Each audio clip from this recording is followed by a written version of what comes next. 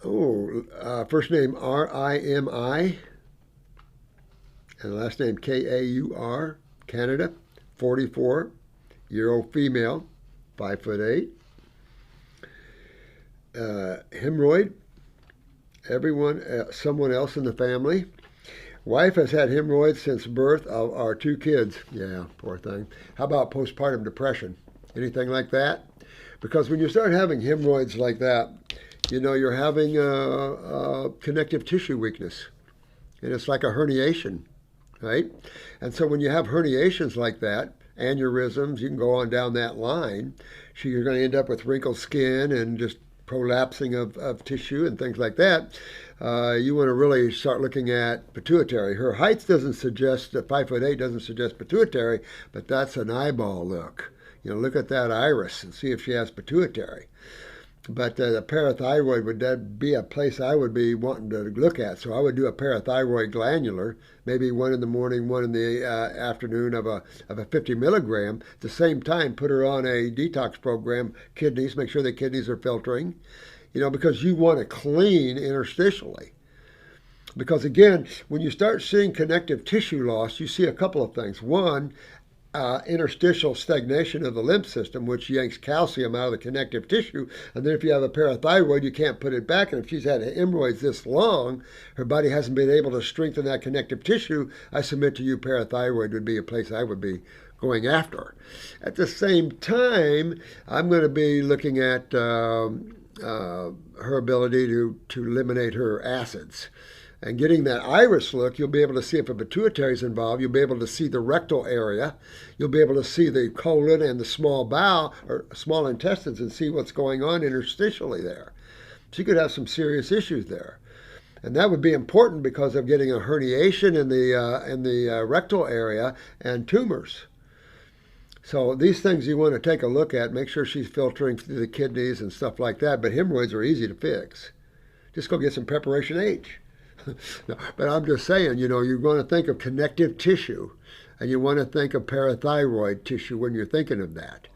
And she could have a hiccup with the thyroid. Does she run cold? What's her basal temperatures under her arms?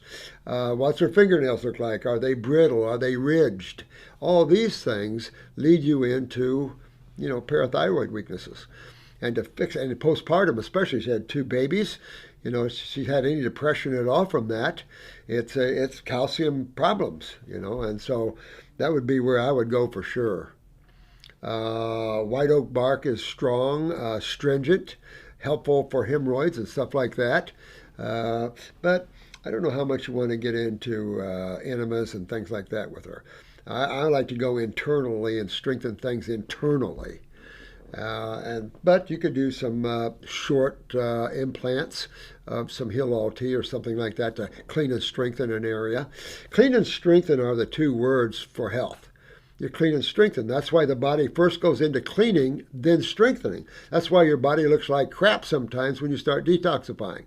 You start eating right, you think your body's going to look like a beautiful thing. You go, whoa, my muscles are going, everything's going, I'm eating right. Clean, then strengthen. That's the way of nature. And what do we call detoxification? Cold and flus. It doesn't matter what was the trigger. It doesn't matter what the modus operandi was. Whether it was the cold air. Cold air, wintertime, we know flus go way up. Why? Come on, medical, tell us why.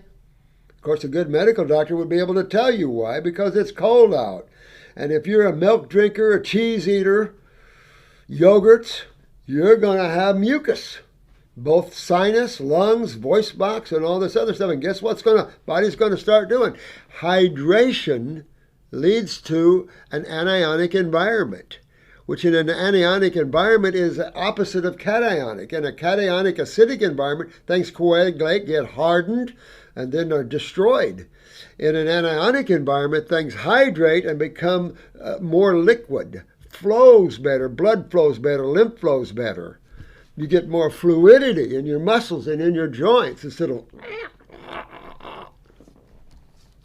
Hope I'm not hitting the desk too much. Sorry about that. I don't think.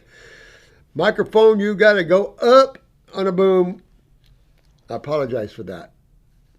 I'm bad about things like that. I don't always think about that things. So that's the way I would go. They bleed and toilet and it's always full of blood. And see, I don't like that. Yeah, that's not good. I hate to see that. And so that's a good way to get yourself in trouble. And so you want to go think about detoxification because you have to fix these things. Fix her parathyroid. Just taking a glandular doesn't fix it. It'll enhance the function of it, which is what you want, but you want to fix it. You want to fix the cells. And what turns on cells? Good blood and lymph flow. And energy from the foods. Energy, consciousness, the power of these things. And you know, with the glandulars, they help to function. Cell, like, excuse me, like, there's mucus got to come out. Right there, talk about it, and it's coming out. So like tissue can help like tissue there, perform better. But in that interim, you're going after why it's weak. Why are you losing parathyroid function? Why are you losing pituitary function? Why are you losing all of this? And then it goes back to what we were talking about. What affects the functionability of a cell outside of trauma? Well, you've got your ingested chemistry. And yeah, there's some gnarly chemistry out there. So some gnarly neurotoxins out there that are going to suppress the neural performance of cells. That'll shut down the performance of cells. We've talked a lot about that in type 1, being neurological type 1s. So that's why we always give brain and nerve now, because shoot, with all these nerve rings and everybody, most people's autonomic is suppressed because their adrenals are chronic or at least halfway there. So again, in helping to enhance the function of cells, you're not trying to bring in nutrition. You're trying to bring in electrons. And it just happens those foods are highly nutritious. Look at grapes. What kind of nutrition are you looking outside of that?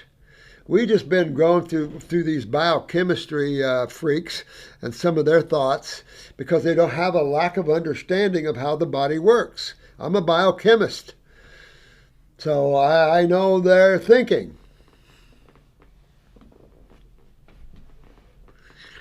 And I don't have it anymore. Sorry. I mean, I do think chemistry an awful lot. I do. I can't shed that because in the physical form, that's what we're dealing with. And that's what electromagnetic frequencies turn into. So you got to understand the chemical side of that. It's still electrical, but then you can move up into emotional and thoughts and how that powers up, and translates through physical form into the endocrine gland system and things like that.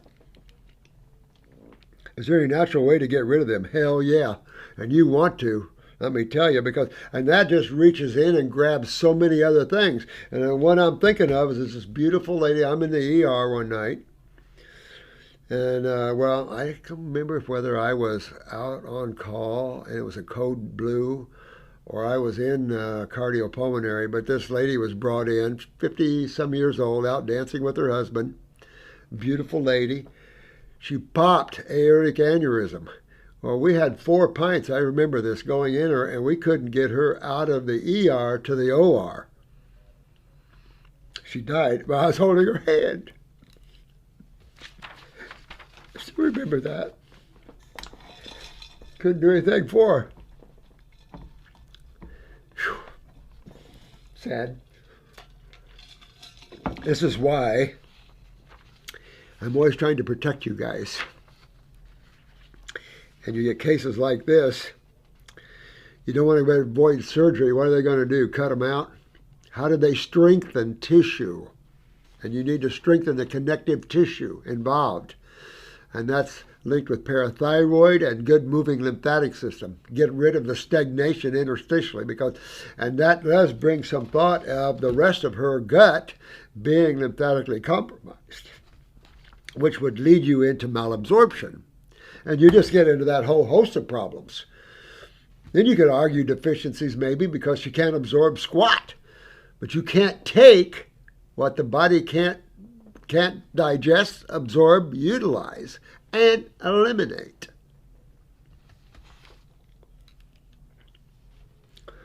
Thank you, Doc and team. Love you guys. of you. But let's fix them.